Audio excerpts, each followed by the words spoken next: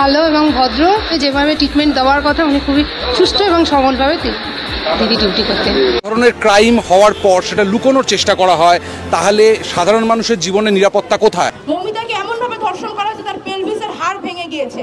এখানে অনেকজন পুরুষ উপস্থিত আছেন, কেউ কি উত্তর দিতে পারবেন যে পেলভিসের হাড় ভাঙার জন্য কতখানি জোর দেওয়া লাগে? What has Calcutta Police not done? In this case, they have done everything. হ্যাঁ, দিদির সঙ্গে আমি ডিউটি করি। দিদি খুবই ভালো এবং ভদ্র, নীরবে, রাস্তা কোনো কারোর সঙ্গে কোনো কথাবার্তা সেইভাবে কোনো আমাদের সঙ্গে কোনো ব্যবহার খারাপ করেননি। সব পেশেন্ট পার্টির সঙ্গে এবং পেশেন্টদের সঙ্গে খুবই নীরবে ব্যবহার করেছেন। যেভাবে ট্রিটমেন্ট দেওয়ার কথা উনি খুবই সুষ্ঠু এবং সবলভাবে দিদি ডিউটি করতেন।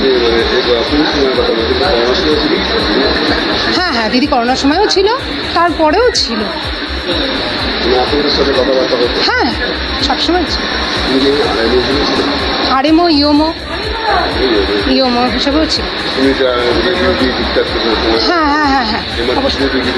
হ্যাঁ, এমার্জেন্সি ওনাকে আমরা এমার্জেন্সিতেই পেয়েছি। হ্যাঁ, আইসিইউতেও ছিল, মানে গাইনিতেও সম্ভবত নাইট ডিউটি করতেন। একাই যাতায়াত করতেন। হ্যাঁ, একাই যাতায়াত। হ্যাঁ,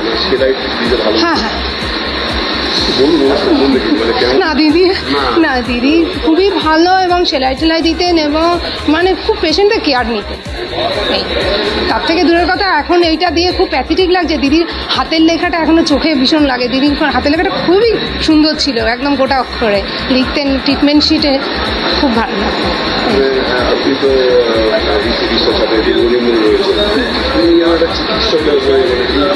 সেটা তো আমাদের কাছে সত্যিই খুবই খারাপ লাগছে যে দিদি এইভাবে দিদিকে নিয়ে এইরকমভাবে করলো। আমরা ভাবতেও পারিনি যে আমাদের ছেড়ে দিদিকে এইভাবে চলে যেতে হবে।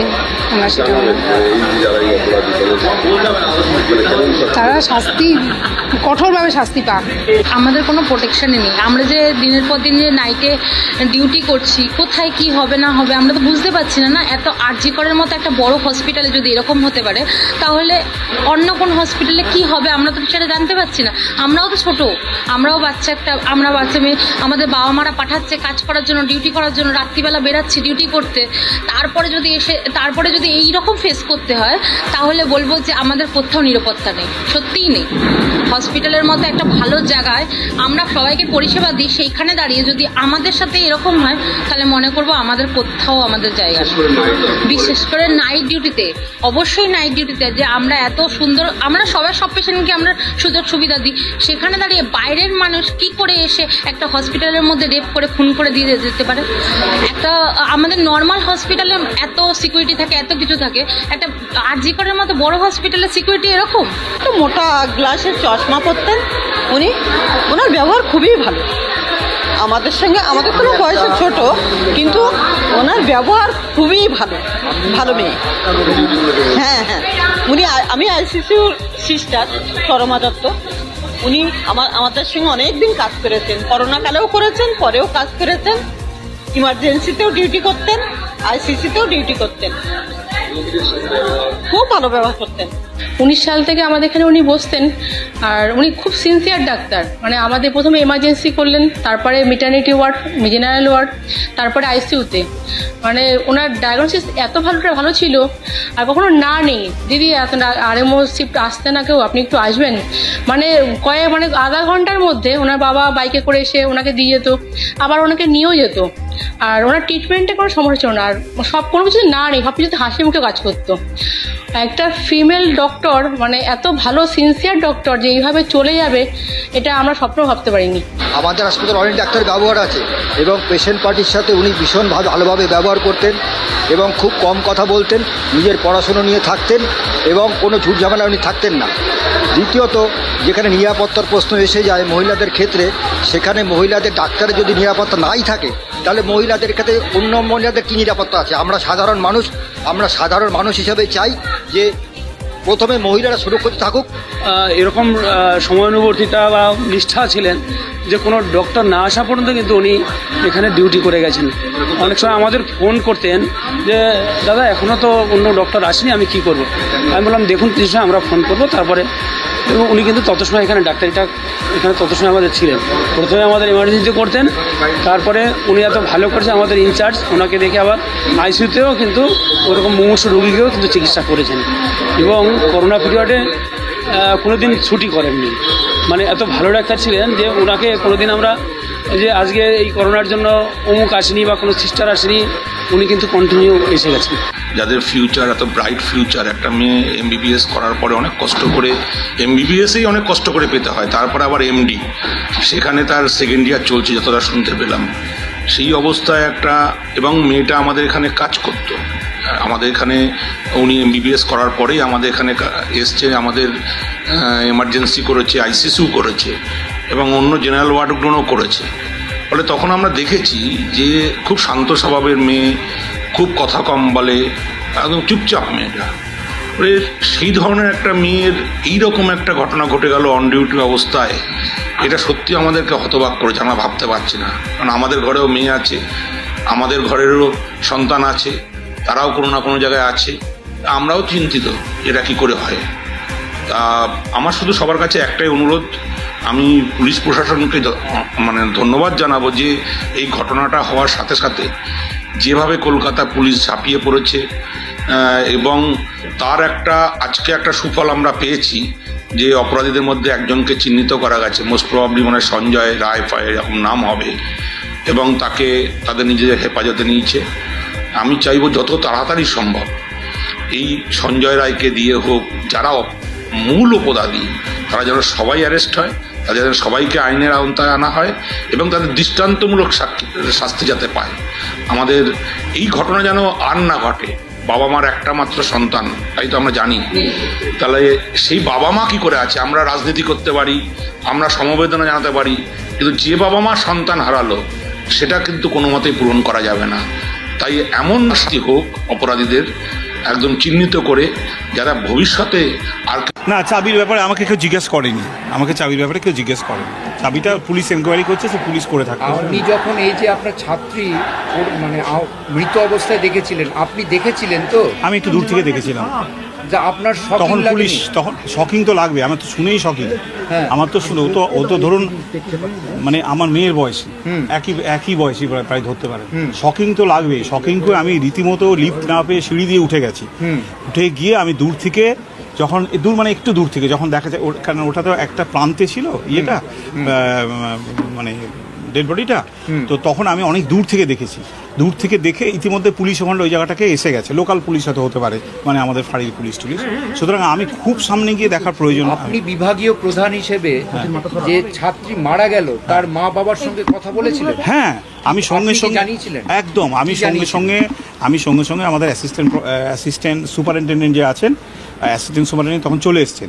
অ্যাসিস্ট্যান্ট সুপারকে আমাকে বললেন স্যার ফোন নাম্বার দিন। এবারে আমি তখন ওই আমাদের কাছে যে ইয়েগুলো থাকে, ফর্ম টর্ম পুরনো থাকে, সেখান থেকে একটা আধার কার্ড বার করলাম, কিন্তু আধার কার্ডে তো ফোন নাম্বার নিজের থাকে, বাড়ির তো থাকে না। রীতিমধ্যে কে একটা ফোন নাম্বার দিল আর কি।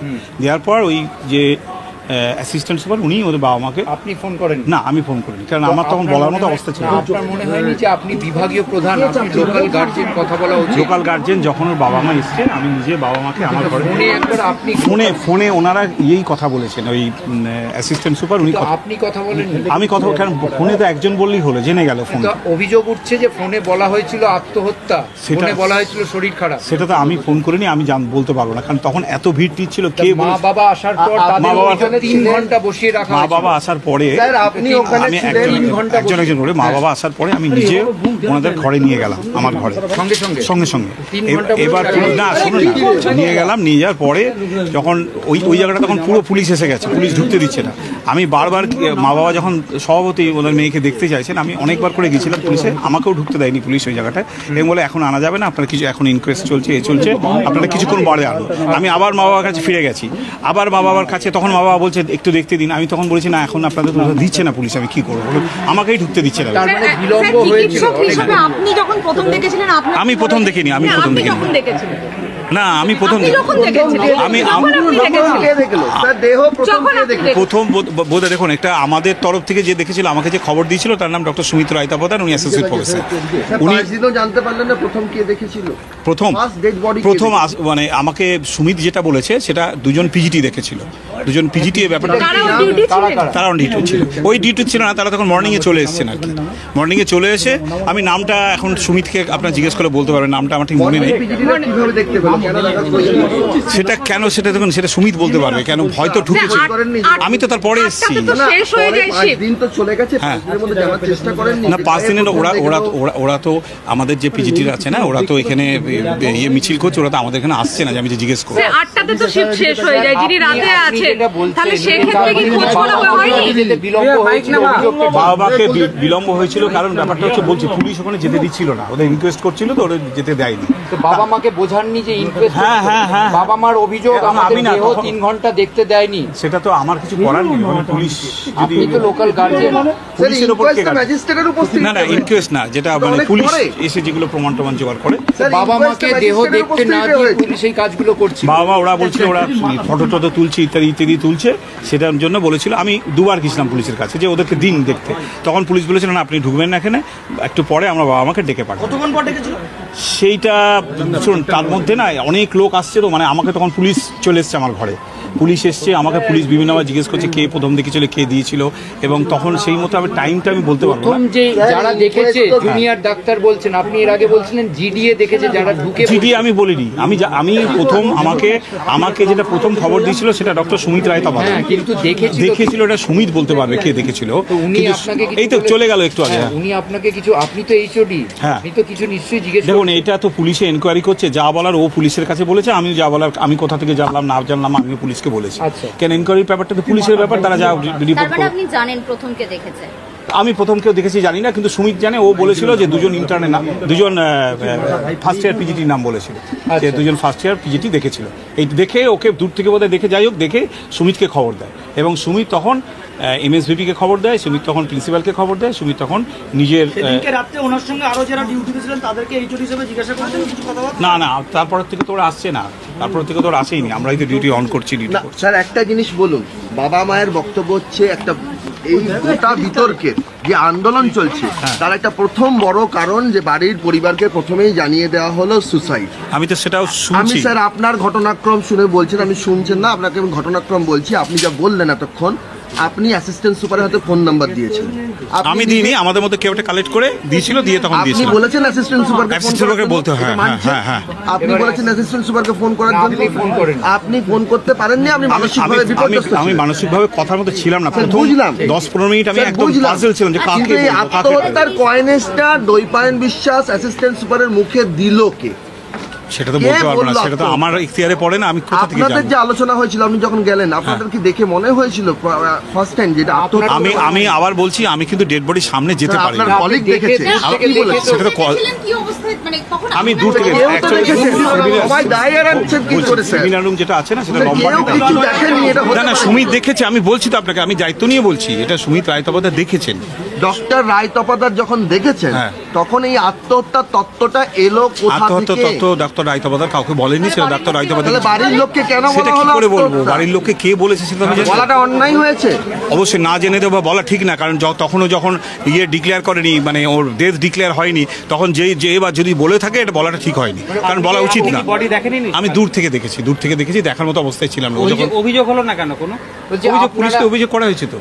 না কোর্টে বলা হয়েছে হসপিটাল কলেজ অধ্যক্ষ কোনো অভিযোগ করেননি, কোনো কর্তৃপক্ষ সেটা আমি জানি না। এটা আমরা প্রিন্সিপাল, আপনি তো লোকাল গার্জিয়ান। না, আমি যখন গেছি তারপরে পরেই এটা প্রিন্সিপাল স্যার এবং এমএসভিপি স্যার এবং যারা কলেজের এরা এসে গেছে, এবং এসে এই ব্যাপারটা আমার কিছু নেই। আমি একটা আরেকটা জিনিস জানি রাখি, আমি এখানে হেড ডিপ হয়েছি কিন্তু মাত্র 8 দিন, মানে আমার দুর্ভাগ্য 8 দিন, আমার দুর্ভাগ্য যে আমি মানে 8 দিনের মাথায় এরকম দুর্ভাগ্য যে একজন আমি পিজিটিকে হারালাম। যখন ঘটনাটা ঘটলো তখন কতদিন হয়েছে আপনি? 8 দিন, 8 তারিখে নিয়েছি চার্জ।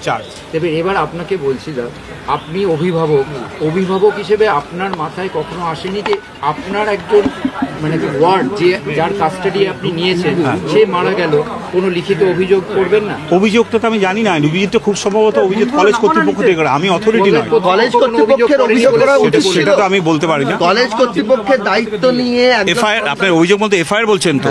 এফআইআরটা আপনার প্লিজ প্রিন্সিপাল ম্যাডামকে জিজ্ঞেস করুন, কারণ ওইটা আমার কিছু করার নেই। বলা হলো আত্মহত্যা, পরিবারকে বলে দেওয়া হলো আত্মহত্যা, কোনো অভিযোগ হলো না। আপনি একটা জিনিস বলুন, আপনারা তো প্রত্যেকে ডাক্তার, ওর বডি দেখে নিশ্চয়ই বুঝতে পেরেছেন। আমি বডি শুনুন বডি তো আপনি দেখেননি, বাকিরা তো বুঝতে পেরেছিল। সুমিত বুঝতে পেরে সেক্ষেত্রে কেন সুইসাইড বলা হলো আমাদের প্রশ্ন এটাই। কে বলেছে সেটা আমি বলতে পারবো না। সঞ্জয় রায় তাহলে অ্যাসিস্ট্যান্ট সুপারকে জিজ্ঞেস করুন, অ্যাসিস্ট্যান্ট সুপার বলেছে কি বলেন। বাবা নাম করেছেন, অ্যাসিস্ট্যান্ট সুপারের নাম করেছেন বাবা বলেছেন দৈপায়ন বিশ্বাস, তাহলে অন ক্যামেরা বলেছেন। এই না দৈপায়ন বিশ্বাস তার একজন মেল হয়ে গেল, ওটা যে ছিলেন অ্যাসিস্ট্যান্ট সুপার আমার কাছে যিনি ছিলেন, ফোন নাম্বার দেওয়া ছিল, তিনি মহিলা, কিন্তু তিনি পুরুষ নয়, তিনি মহিলা। এবার কে মহিলা বলেছে বা এটা তো ওদের কাজ, কতগুলো কাজ না। অ্যাসিস্ট্যান্ট সুপার ফোন করেছিলেন, মহিলা অ্যাসিস্ট্যান্ট সুপারের কাছে যখন ফোন নাম্বার চাইছি, ফোন নাম্বার চেয়ে তখন মহিলা অ্যাসিস্ট্যান্ট সুপারকে তখন আমরা ফোন নাম্বারটা দিয়েছিলাম, দিয়ে তখন আমার অবস্থা ছিল না বলাবার কারণ। উনি বলেন আমি বলিনি অ্যাসিস্ট্যান্ট সুপার বলেছিলেন থেকে যে আমি যতটুকু শুনেছি আমার শোনার মতো অবস্থা ছিল না, যে এরকম খুব অবস্থা খারাপ, আপনারা তাড়াতাড়ি চলে আসুন। এরপর আমি ওখান থেকে বেরিয়ে আসি, ওখান থেকে বেরিয়ে আসার পর এবার পরে ফোন করেছে বা দৈপায়নে কি বলছেন সে ঘটনা যে ওখানে ঘটতে পারে। আপনি তো অনেক দিন ধরে বিভাগে আছেন, বিভাগীয় প্রধান নয় না, সিকিউরিটির অভাব কখনো অনুভব করেননি? সিকিউরিটির অভাব তো অনুভব করেছি বলতে যে আমাদের তো ওই দুজন সিকিউরিটি থাকে মেন গেটের কাছে, লিফটের কাছে ঠিক না, নার্সিং স্টেশন মেন এন্ট্রান্সের কাছে থাকে না, লিফটের অবাধে যাচ্ছে, মেন এন্ট্রান্সের কাছে। সঞ্জয়ের মতো মদ্যপরা অবাধে ঘুরছে, কোনো রকম কোনো নিরাপত্তা বাইরে কেউ বলছে এটা এরকম ঘটনা। এইটা তো নার্সিং বলছি, এটা তো যারা সিকিউরিটি ছিলেন সেদিন কি অবস্থায় ছিলেন সেটা আমি বলতে পারবো না, কিন্তু ইউজুয়ালি আপনাদের কখনো এই সিকিউর মনে হয় অনেক সময় লোক ঢুকে যায়, আমরা বারবার এই ইয়েকে যে আর কি আপনার সিকিউরিটি যে হেড তাকে বারবার দেখে আমাদের ম্যাডাম, আমার আগে তো ম্যাডাম ছিলেন, এর আগেও লোক ঢোকার ঘটনা ঘটেছে, ম্যাডাম ছিলেন না সেটা সকালবেলা বলছি, অনেক সময় পেশেন্ট পার্টি থাকে, ম্যাডাম অনেক সময় আমার সামনে ওই সিকিউরিটি প্রধানকে ডেকে অনেক সময় বলেছেন যে আপনারা কি করছেন, যে পেশেন্ট পার্টি ঢুকে যাচ্ছে। আমি তো বললাম 1 তারিখ থেকে জয়েন করেছি, 31 তারিখ অবধি এখানে যেটা ছিলেন ডক্টর সুস্মিতা কুণ্ডু উনি ছিলেন, সুতরাং ওই ব্যাপার ওনার সময় উনি কি করেছেন লিখিত দিয়েছিলেন এটা তো আমি বলতে পারবো। এখানে হিউম্যান রাইটসের কি জিজ্ঞেস করবে এই ঘটনা? ওই আমি যতটুকু দেখেছি আসলে হিউম্যান রাইটসের যেটা ইয়েটা ছিল সেটা আমার শুধু একসঙ্গে বসিয়ে রেখেছিলেন। হিউম্যান রাইটস আমি বলতে পারছি না, আমরা ছিলেন, ওরা আমার সামনেই ডক্টর সুমিতকে দেখা করতে বললেন আমার সামনেই, তারপরে ওই সিস্টিং নার্সিং ইয়েদের ডাকলেন। আমাদের সেদিন যে নার্সরা ছিলেন তাদের ডাকা হয়েছিল, তাদের ডাকা হয়েছে, এই তারা আছেন সেমিনার রুমে। আপনার মনে কি প্রশ্ন যাচ্ছে? দেখুন আমার মনে প্রশ্ন বলবো না, আমি চাই যে এই জঘন্য যে হত্যাকাণ্ড হচ্ছে, যিনি হত্যাকারী তিনি যেন ধরা পড়েন। প্রশ্ন নেই, এইটাই তো বড় প্রশ্ন যে কিভাবে করেছে বলে মনে হয়। সেটা স্যার পোস্টমর্টম আমি দেখিনি, কিন্তু এটা পোস্টমর্টমের লোকরা ভালো বলতে পারবে। দেখুন আমি আবার বলছি, আমি ওই মৃতদেহ দেখতে পারিনি, আমি দূর থেকে দেখেছি, সুতরাং ওইখানে আমার পক্ষে বলা সম্ভব না একজন ছিলেন না দুজন ছিলেন, কি করেছেন দেখে কি মনে হয় সেটা আমি ঠিক বলতে পারবো। লেডি ডাক্তার ওই সেমিনার রুমে কটা নাগাদ গেলেন এবং সেমিনার রুমে তো ক্লাস হয়েছিল, সেমিনার রুমে সেদিনকে ধরুন আনুমানিক 4টে অবধি ক্লাস হয়েছিল, তারপর তো ক্লাস শেষ হয়ে যায়, দুপুরবেলা ক্লাস হয়, তারপর আমি দেখুন তালা চাবি তো আমি একটা হেড দেবো না, ওটা যে দায়িত্ব সে করেছে। কোনো রেজিস্টার মেইনটেইন করেন না কি সেটা নার্সিং যিনি ব্লক নার্সিং আর কি সেটা বলতে পারবেন, এটা তো আমার কাজ নয় যে নার্সিং এর সিসি ক্যামেরা ছিল, ওখানে ঢোকার মুখে একটা সিসি ক্যামেরা ছিল, আর ক্যামেরা ছিল কিনা আমি বলতে পারবো না, কারণ এটা সিসি ক্যামেরা তো আমার পার্ট নয়, এটা হসপিটাল অথরিটি যারা অ্যাসিস্ট্যান্ট। সেমিনার রুমের ভেতরে না, সেমিনার রুমের ভেতরে যতদূর মনে হয় আমার ছিল না। এই সেমিনার রুমের তালা চাবি কে খুললো ওই তো বললাম, না আমি জানি না, সেটা এনকোয়ারিকে আমাকে বলবে, আমাকে বলছে না, এনকোয়ারি বলছে। সেমিনার রুম তো সাউন্ড প্রুফ মানে এখানে ফল সিলিং আছে, কিন্তু ভেতরে আওয়াজ হলে বাইরে তো আওয়াজ আসবে, মানে কি বলে একজন অভিভাবক একসঙ্গে এতগুলো জিনিস কিভাবে মিলে যাবে? যে মারা গেছে সে তার অভিভাবক, আপনি ওই রুমে যদি কাউকে মারা হয়, যদি আর্তনাদ করে আওয়াজ কি গেট অব্দি আসবে? আর যদি না এসে থাকে এই জিনিসটা আপনার সন্দেহ কিছু না? ব্যাপারটা হচ্ছে ওইটা ফল সিলিং বসানো আছে, ওটা এসি চলে, মানে রাত্রেবেলা এসি চালিয়েছিল কিনা আমি জানি না, এসি যদি চলে আর দরজাটা যদি ক্লোজ করা থাকে তাহলে শব্দ নাও আসতে পারে। আর ওদের যে বাকি যারা ডিউটিতে ছিল তাদেরটা আরেকটু পরে, মানে 10 ফুট 12 ফুট দূরে তাদের ঘর, এবার সেই জন্য ওখানে দরজা বন্ধ থাকলে শব্দ কিন্তু নাও আসতে পারে, যেহেতু এসির একটা চলে তো। 10 ফুট 12 ফুট তো খুব বেশি দূরে না, বলছি তো এসি চলে, দরজা বন্ধ নাও হতে পারে, হতেও পারে নাও হতে পারে। আমার মনে তো আপনাদের মনে সবার মনে যে প্রশ্ন সেই প্রশ্ন যে খুনি যিনি করেছেন যে তিনি যেন ধরা পড়েন এবং তার জন্য চরমতম শাস্তি হয়, তার জন্য হ্যাঁ এটাই চাওয়া, এটাই আমার বড় চাওয়া। এবং আমি বলছি আমি এই ছাত্রদের যে আন্দোলন, সেই আন্দোলনের পাশে আমি আছি। আমার জানার কাছ থেকে দেখেছেন তো একটা সুমিতা রায়তাবতা ছিল একদম কাছে, সুতরাং সুমিত্রা তত্ত্বাবধায়ক বলতে পারবে তার দেখে মৃত হয়ে আত্মহত্যা করতে গেলে কোনো একটা মাধ্যম লাগে, হয় সে সিলিং ফ্যান বা কিছু। Exactly. যদি কোনো মাধ্যমই না হয় তা আপনার কি মনে হয়েছে প্রাথমিকভাবে কোথাও ভয় পেয়ে গিয়ে কোনো কিছু লুকোনোর বা চাপানোর চেষ্টা করা হচ্ছিল? মানে কিসে? কোনো কিছু লুকানোর জন্য? না, না। পরিবারই একটা আত্মহত্যার কথা বলে দেওয়া পরিবারকে। আত্মহত্যার ব্যাপার পরিবারকে কে বলেছে সেটা আমি বলতে পারবো না, কিন্তু যেটা ব্যাপার হচ্ছে ফোন তো করেছিলেন অ্যাসিস্ট্যান্ট সুপার। ফোন করেছিলেন অ্যাসিস্ট্যান্ট সুপার, হ্যাঁ অ্যাসিস্ট্যান্ট সুপার করেছেন। তিনি বলেছেন কি বলেছেন আমি তো জানি না, তা হ্যাঁ হতে পারে, তাহলে বাবা যদি বলে থাকে। কিন্তু আমি বাড়িতে কোনো ফোন করিনি, কারণ আমার তখন ফোন করার অবস্থা ছিল না। আমি অনেক কষ্টে ফোন নাম্বারটা দিয়ে দিন। অনেক কষ্টে ফোন, মানে কি ওর কোনো কলিগের থেকে কোনো একটা ভাবে ফোন নাম্বারটা যখন মানে এই কি আধার কার্ডে যেটা থাকে সেটা তো থাকে যে নিজের ফোন নাম্বার, সেই ফোন নাম্বার দিয়ে তো তখন আমাদের মাথাটা ঠিক নেই যে সেটাতেই ফোন করতে যাচ্ছে, মানে ভেবেছিলাম সেটাতেই ফোন করবো। তখন ভাবলাম যে না, সেটা তো তার ফোন নাম্বার, তাকে করে তো লাভ নেই, তখন বাড়ির ফোন নাম্বার। এবার ফোন নিয়ে করতে করতে করতে কেউ একটা সেই ভিড়ের মধ্যে একটা ফোন নাম্বার দিয়েছিল এবং সেই ফোন থেকেই আমাদের এই যে অ্যাসিস্ট্যান্ট সুপার তিনি ফোন করেছেন। এবার ফোন আপনি চিনতেন কে কে? এই যে মৃত্যু হইলো যার পিজিটিকে, হ্যাঁ এটাকে আপনি চিনতেন? হ্যাঁ, আমাদের তো ছাত্রী, তো আমাদের ছাত্রী তাকে চিনবো না? 2 বছর ধরে ছাত্রী। পড়াশোনা ভালো ছিলেন, ডাক্তার হিসেবে ভালো ছিলেন, পড়াশোনায় ভালো ছিলেন। আমাদের অ্যাকচুয়ালি কি জানেন তো, পিজিটিটা মানে একজন থিসিস গাইডের আন্ডারে থাকে আর কি। আমার থিসিস গাইডের আন্ডারে ও ছিল না, ও ছিল ডক্টর সুমিত্রা তত্ত্বাবধায়কের থিসিস মানে থিসিস গাইড ওনার আন্ডারে ছিলেন। কিন্তু আমাদের যখন ক্লাসগুলো হতো তখন একসঙ্গে হতো, সে একসঙ্গে হয়ে আমি ওকে দেখেছি। পড়াশোনা খুব ভালো ছিল, খুব ভালো ছিল পড়াশোনা, নো ডাউট পড়াশোনায় ভালো ছিল এবং ও খুব সিনসিয়ার ছিল। ওই তো বললাম তো, আমি যখন প্রথম এখানে যখন শোনার পর তখন 10:45 কি 10টার মধ্যে, তারপরে আমি এখানে আগে ছুটতে আসি, মানে ছুটতে এসে আমি ফোন কোনো কথা হয়নি, হয়েছে তো বলছি শুনুন না। তারপরে আমি ছুটতে আসি, এসেই সুমিতের ঘরে, সুমিতকে আমি দূর থেকে জিজ্ঞেস করি সুমিত কী হয়েছে। সুমিত তখন বললো দেখো, সুমিত মানে অ্যাসোসিয়েট প্রফেসর যিনি ওখানে ছিলেন সিনিয়রদের মধ্যে আর কি, তিনি তখন বলছেন দেখেছে, তিনি তখন দেখলো সুমিত এই অবস্থা। আমি বেশি দূর যেতে পারিনি, যাওয়ার পরে আমার তখন মনে হলো আগে আমার সুপার আর তখন সুমিত কিন্তু আমাকে অলরেডি যখন ফোন করেছিলাম, আমি যখন গাড়িতে ছিলাম, বলেছিল আমি সুপার আর এমএসভিপি আর প্রিন্সিপাল দুজনকেই কিন্তু আমি জানিয়ে দিয়েছি, আর লোকাল থানাকেও বলেছি। কিন্তু আমার তখন এই যে এইচওডি মনে হলো আমার একটা জানানো উচিত। আমি সঙ্গে সঙ্গে আবার প্রিন্সিপালকে ফোন করলাম, একই প্রিন্সিপাল আমাকে বলে হ্যাঁ আমি জানি, আমি শুনেছি, আমি আসছি। আর এমএসভিকে ফোন করেন, এমএসভি একই কথা বললেন। এই দুজন আপনার কি করণীয় সেটা কিছু বলেননি প্রিন্সিপাল? না না না না না না, এটা তো বললেন না, এই ব্যাপারটা তো আমার করণীয় কিছু নেই এখানে, যেহেতু বড় ব্যাপার, এগুলো প্রিন্সিপাল সুপার বা অ্যাসিস্ট্যান্ট সুপার তারাই দেখবে। ঠিক আছে, এবার যাই। সেমিনার রুমটা কি রেস্ট রুম হিসেবে ব্যবহার হতো রেগুলার? আমার জানা নেই সেমিনার রুম রেস্ট ব্যবহার হতে জানা নেই, কারণ একটা রেস্ট রুম কখনো সেমিনার রুমে হতে পারে।